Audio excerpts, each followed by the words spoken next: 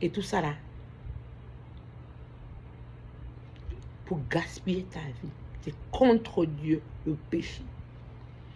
Je te parle de moi, j'ai fait ça. Je ne viens pas juger quelqu'un. Je ne viens pas condamner quelqu'un. Je suis juste en train d'aider quelqu'un pour dire que ça, c'est ça. Tu prends ça et puis tu avales ça. Ça doit rentrer dans ton cœur là. Et puis quand ça t'arrive, il voit ça. Quand ça t'arrive à descendre, il connaît. Il connaît. Satan connaît quand tu es rempli de la parole de Dieu et que tu n'es plus rempli des pouvoirs ancestraux.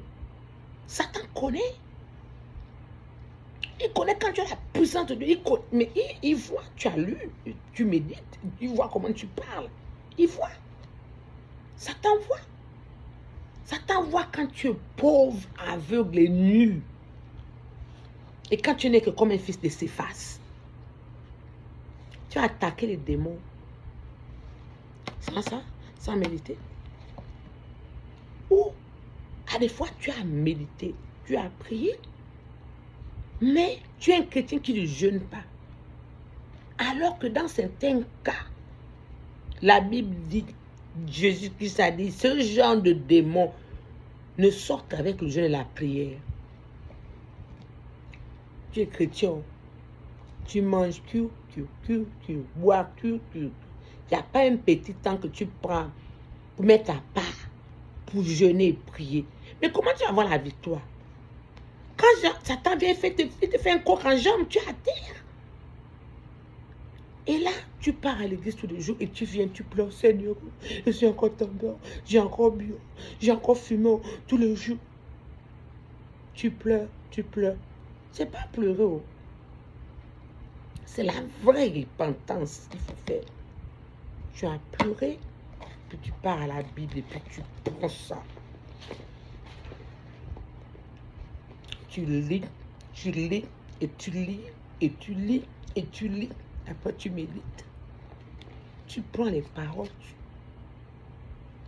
tu renvoies ça.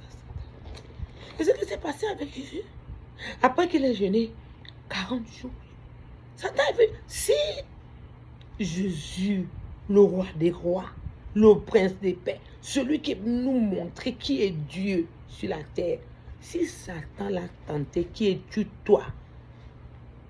Pour que Satan ne te tente pas. Qui es-tu?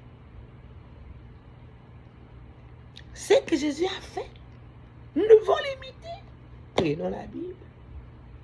Mais ma chérie, moi je te parle de moi. Quoi qu'en jambe, les pieds en l'air.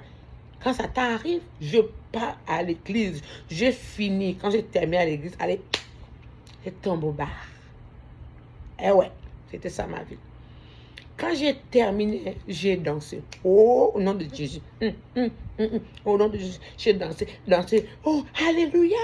Oh, Seigneur Jésus. Satan, au nom de Jésus. Au nom de Jésus. Satan dit, Emma, fais ça. Je connais que tu es vide. Tu n'as pas la parole. Fais. Je peux même rentrer à l'église pendant que toi tu danses, je danse à côté de toi, moi, Satan. Est-ce que tu vois? Je t'attends, toi, Emma. Tu vas sortir, je t'attends. Et quand j'ai terminé avec la... Mais déjà même dans l'église. Déjà même dans l'église. Il te tente. Le pasteur est en train de parler. Toi, tu es déjà ailleurs. Tu es en train de penser ce que tu vas faire après l'église. Alors, tu sors de l'église. À l'époque au pays, taxi, prends-moi. Couloir de la mort. Vous savez? Une bière, 2 bières, 3 bières, 4 bières. Satan, il est là, il dit, c'est pas toi le matin qui a prié sur moi pour dire que tu disais au nom de Jésus, au nom de Jésus, tu m'écrases. C'est moi qui t'écrase aujourd'hui là.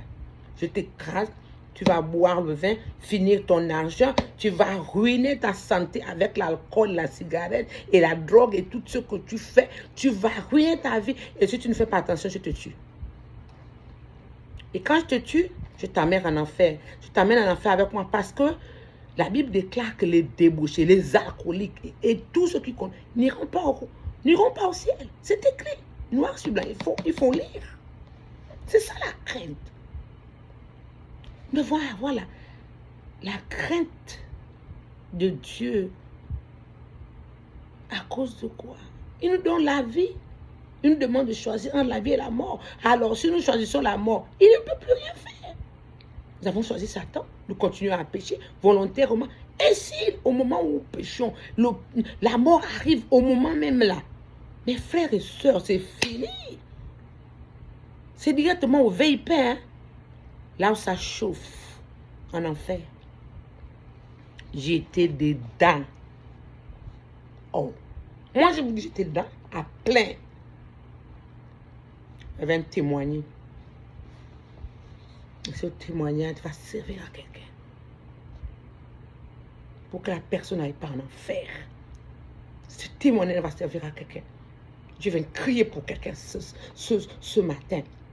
Ou ce soir, je ne sais pas quelle heure il est. Je vais crier pour quelqu'un. Afin que la personne parte et considère ce petit conseil d'amour que j'ai pour cette personne. De ne pas être un chrétien vide, mais être un chrétien qui représente Dieu sur cette terre.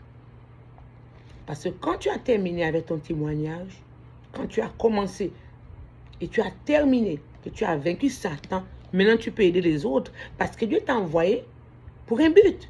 Il ne t'a pas envoyé pour toi, il ne t'a pas créé pour toi. Il t'a créé pour que tu le glorifies. Il t'a créé pour que tu le serves. Mais si tu es encore dans les marie-clés, si tu es encore dans les nganda, si tu es encore dans la drogue, si tu es encore dans la cigarette et dans la débauche, si tu es dans la prostitution, comment tu vas servir Dieu? Mais il va te demander des comptes. Hein? C'est clair. Il a dit, chacun sera jugé selon ce qu'il a accompli sur cette terre. Il t'a donné Jésus-Christ. Il t'a donné le Saint-Esprit. Il t'a béni. Tu crois que tu es venu te balader sur la terre? Ah bon? Ok. Je te donne ce petit conseil. Plein d'amour. Afin que... Ok. On termine cette vidéo. En n'oubliant pas que faire le pouce pour la soeur. Hein? Et puis il faut souscrire. Comme ça la prochaine fois, on aura encore un autre petit débat. Je prie déjà pour toi, mon frère et ma soeur. Je prie pour que toi, tu prennes la décision de suivre Dieu et de prendre la Bible et de la méditer. S'il te plaît, donne-moi un petit commentaire. Ok? Merci. On se voit pour la prochaine vidéo. Bye.